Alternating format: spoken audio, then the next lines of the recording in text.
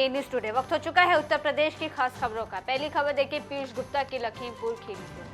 Police ने नकली खाद बनाने और बेचने के आरोपी मनीष गुप्ता के खिलाफ बड़ी कार्रवाई की। डीएम के निर्देश पर पुलिस ने मैगलगंज स्थित मनीष गुप्ता और उसके बेटे ऋतिक गुप्ता की 30 करोड़ 14 लाख कीमत की संपत्ति गैंगस्टर एक्ट के तहत जब्त की, जिसमें 6 मकान, 2 factory, 10 plot, 1 Fortuner, 8 truck, 2 bike और 1 पिकअप शामिल है। आरोपी मनीष गुप्ता का लंबा आपराधिक इतिहास रहा है, लेकिन ऊंची पैरवी की वजह से वो हमेशा से बच जाता था।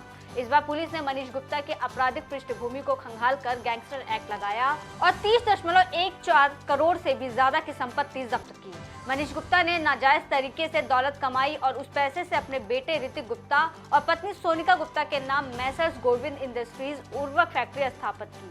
मनीष ने पत्नी, बेटे और भाई नरेंद्र गुप्ता के नाम से नामी और बेनामी संपत्तियां भी खरीदी थी।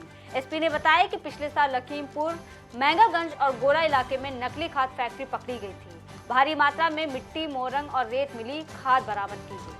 नकली खाद बनाने वाला एक मामला था, जिसके विरुद्ध 30/9/2022 को एक मुकदमा पंजीकृत किया गया था। हाथ पीछे करो योगेश। और इसकी विवेचना लगातार चलती रही।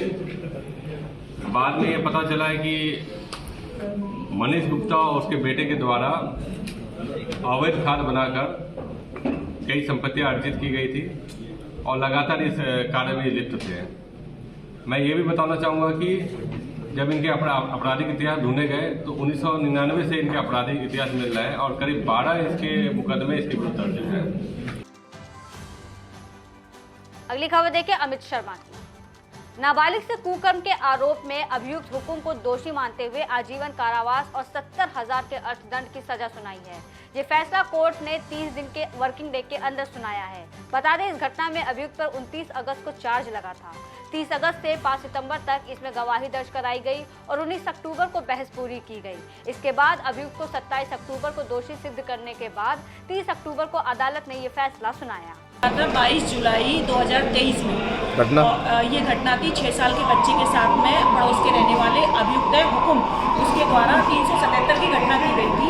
बच्चे को जबरन ले जाया गया अपने नोहरे में और वहाँ ले जाकर चारपाई में बच्चे को डाल के बच्चे के साथ में गलत काम किया गया।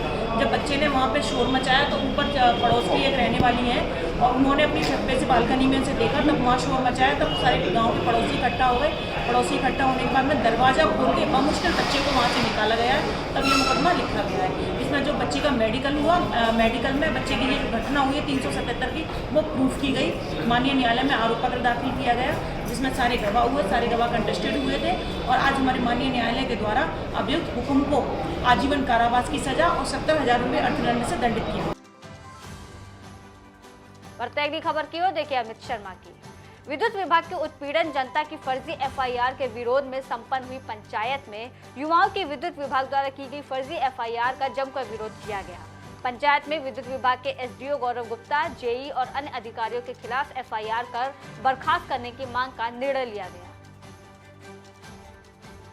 अगली खबर देखिए अंकित शर्मा की। शाहजहांपुर में United spirit limited McDowell alcohol company से सैकड़ों कर्मचारियों को नौकरी से निकाले जाने पर नाराज कर्मचारी बिल्डिंग पर चढ़े। कंपनी ने हजारों परिवारों को त्योहार के मौके पर किया बेरोजगार।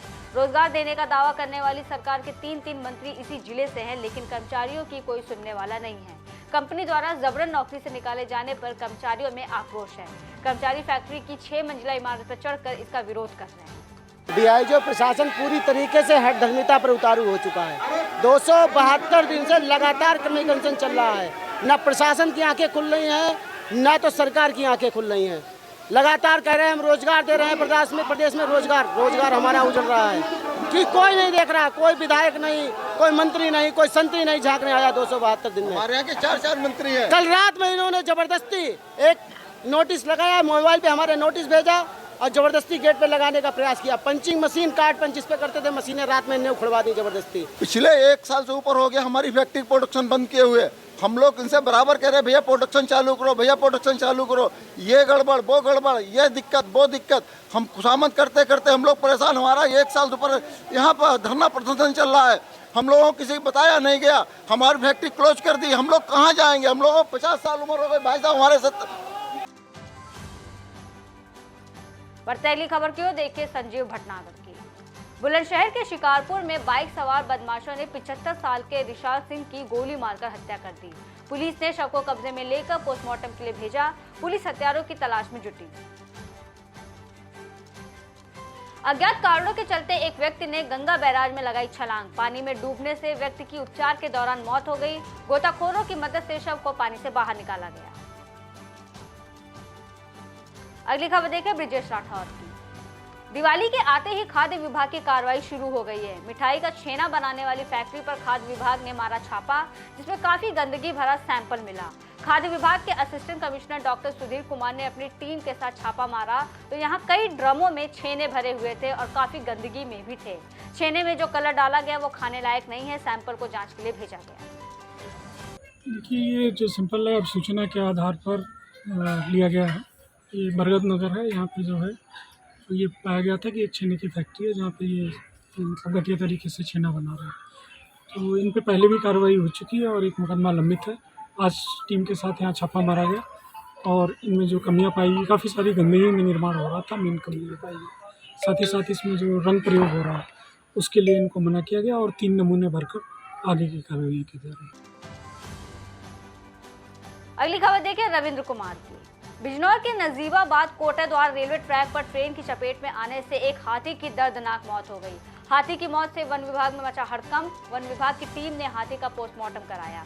रेलवे ट्रैक को पार करने के दौरान हुआ यह हादसा। मामले की जांच पड़ताल जारी है। फिरोजाबाद में रेलवे पुलिस ने 9 लोगों को गिरफ्तार किया जो रेलवे लाइन पर मिक्सर मशीन को पार कराने की कोशिश कर रहे थे। कोई बड़ा हादसा हो सकता था। बढ़ते अगली खबर की ओर देखिए ब्रिजेश राठौर की। फिरोजाबाद में करवा चौथ के व्रत को रखने के लिए महिलाओं में उत्साह है। इस बार ये त्योहार 1 नवंबर यानी कि बुधवार को है।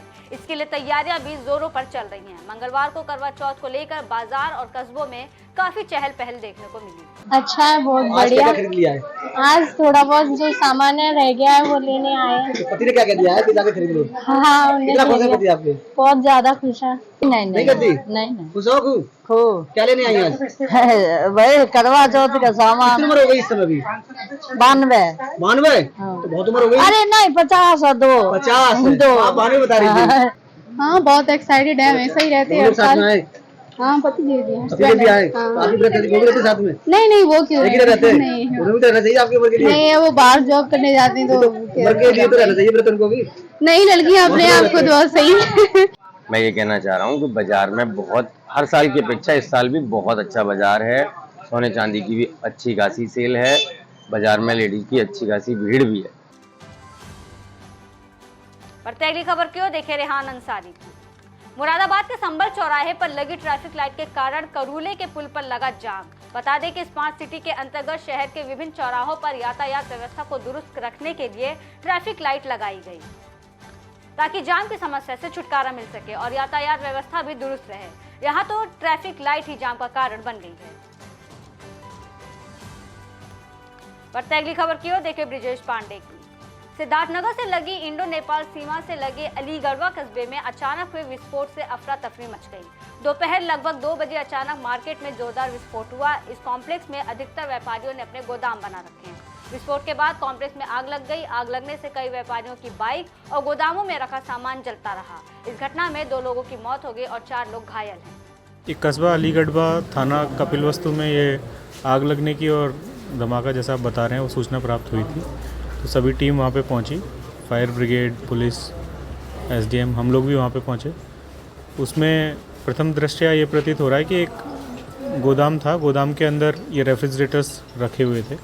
तो शायद 6-7 के करीब ये रेफ्रिजरेटर्स थे। उसके कंप्रेसर में विस्फोट के कारण एक घटना हुई है और इसमें एक बच्चे की और एक व्यक्ति की मृत्यु हुई है और 4 लोग घायल हुए हैं, जिनमें से 2 लोगों को प्राथमिक उपचार के बाद छोड़ दिया गया है। 2 लोगों का प्राथमिक उपचार नज़दीक के ही अस्पताल में कराया गया है।